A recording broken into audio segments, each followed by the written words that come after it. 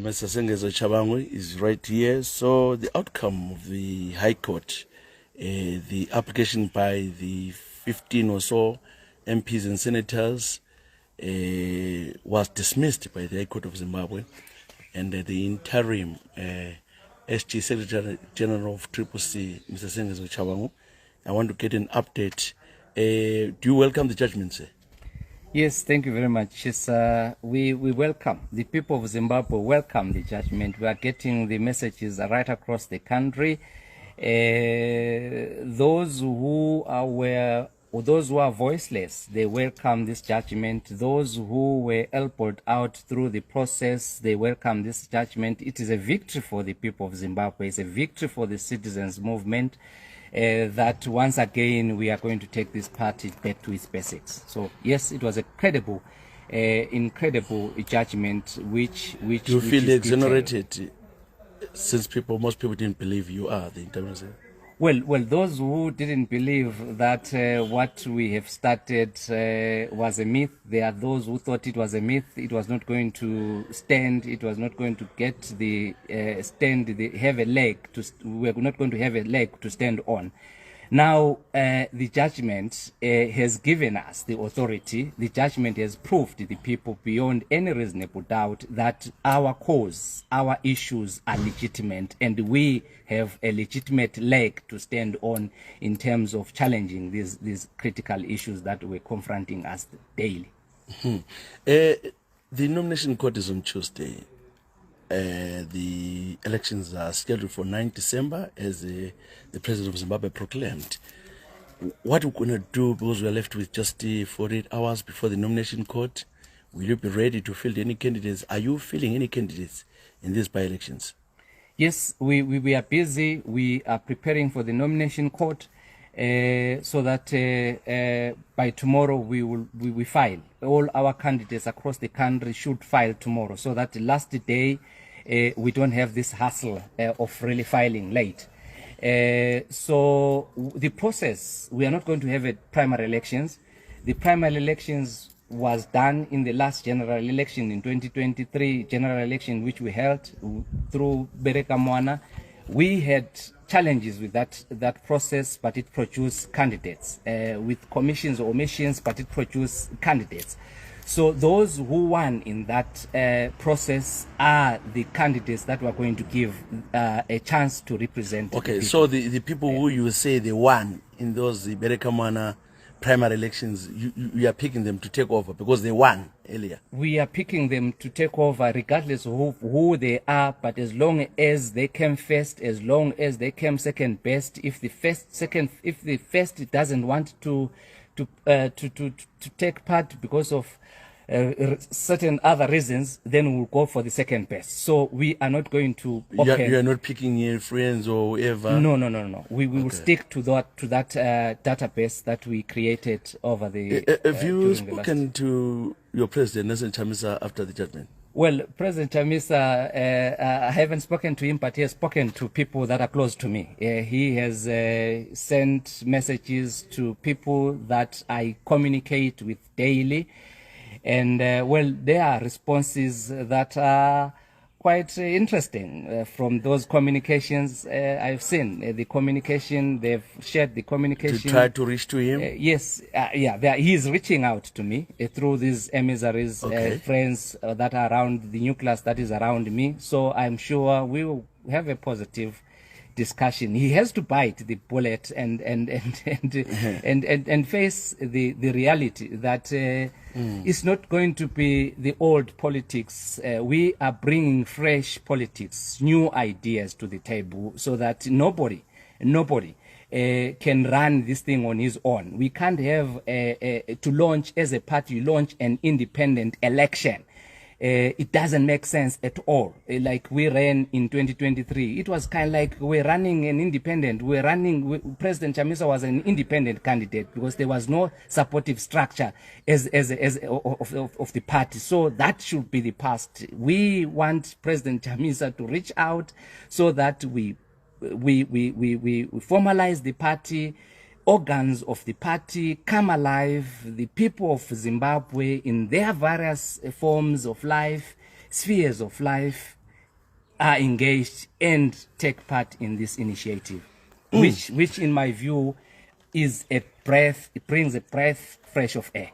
You've been called all sorts of names. Some people are agreeing with you, some are supporting you. How are you feeling? How do you feel with all the insults? Some of people now understand you, some they don't.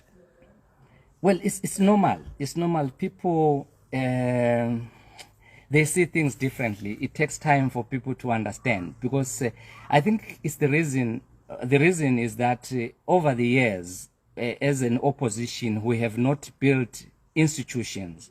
So people have been building individuals instead of institutions. So if we had an institution, then it was going to be easy for people to adapt and accept that nobody can go outside the institution. It is the institution that brings leaders. It is the institution that guides the leaders. A clear indication of having a constitution, that's very fundamental. You can't have a party without a constitution and expect to run this government and expect to take over the reins of power from ZANU-PF without a constitution that is going to guide you. So those are the simple things that we are bringing to the table. So people are actually coming on board. People are playing the ball. People are actually congratulating us on the victory. It's their victory. They want to carry us moving forward. They want to be a supportive structure moving forward. So we are going to move directed by the people, by the citizens. In whatever we do, we will consult them. So what about the members of parliament? Won't you say they should come out, disengage? Because the president, James, had said the members as a protest should show solidarity with the record members, should boycott parliament. And we discovered that they still went to parliament. What will happen now? Will they pull out of parliament? Will you support them pulling out of parliament? Or you are urging them to stay and work for the people? That was an unproductive thought, political thought, which does not really test the political pressures that exist currently. Members of parliament are elected to service the communities. Members of parliament are elected to be the checkmate to the executive. It's a very, very important arm. They are there to make policies. So how do you disengage at this critical juncture? So it was an ill thought from those who are around the president, because there was only one center of communication, which even if it was wrong, it will really carry the day, because nobody would really argue and say this is ill thought idea. So there are no disengagement. Members of parliament, they are in parliament to deliver the service delivery system. Members of parliament, they are there as the face of the movement. Members of parliament, they are there as an important arm of state. So we can't disengage. We can't create unconstitutional constitutional crisis unnecessarily. So if there are any problems, we will discuss with the members of parliament. We will whip them into line. We will consult them. We are going to reshuffle. In fact, we are going to reshuffle the setup in parliament there. Who is going to be the chief whip? We are going to have a fresh caucus. Who is going to be the chief whip? Who is going to be the leader of the house? Who is going to be the leader of that committee? We are going to have a reshuffle, because those people had positioned themselves there without consultation, a broader consultation of the movement. So things are going to change. Things are going to change. They are actually calling me every day, every hour, every minute, that SG, please don't recall us. We will take whatever you say, and we are prepared to work with you. So I didn't sleep last night because members of parliament were reaching out, and I promised them that, no, look, as long as you know that you were there in that position, elected by the people, you were not there in that position illegally, or so you are safe. But if you know that you paid up people for you to get into that position, unfortunately, my office is going to visit you. Are there any recalls anytime soon? Recalls? More recalls, or you are done with those? No. It can't be. We need to clean up countrywide. People in Martinica land, people in Maswingo, people in Mashonaland East, West Central, people in Harare, they are coming. They are saying, what you did in Bulawayo, we have got a similar problem in these areas. So please, can you please visit us? Can you please reconsider our grievances? We are going to consider their grievances. My office is open. My office is generous. My office is going to reach out to every corner of this country. Next week, I'll be traveling after the nomination court, reaching out all the provinces and hearing these things for myself. So I know there are security threats, but look, I'm prepared to die. If it means I die, this is the cause that I'm prepared to die for. So I'll be visiting these provinces countrywide as from next week. So are you thinking you're an alternative party to ZANU-PF to take over the country? Sorry? Do you think you're an alternative party to take over a country from ZANU-PF? We want to build a stronger movement. We want to build an institution. We are going, once we are done with internal challenges, internal problems, we are going to reach out to other political parties, to other civic society, churches, and say, gentlemen, this is the CCC. This is the citizens movement. Citizens movement should accommodate and embrace everyone. So let's create a zone where we are going to form a formidable institution that is going to be an alternative, confront ZANU-PF by democratic means in 2028. Some people are saying, why don't you form your own party? No, we can't.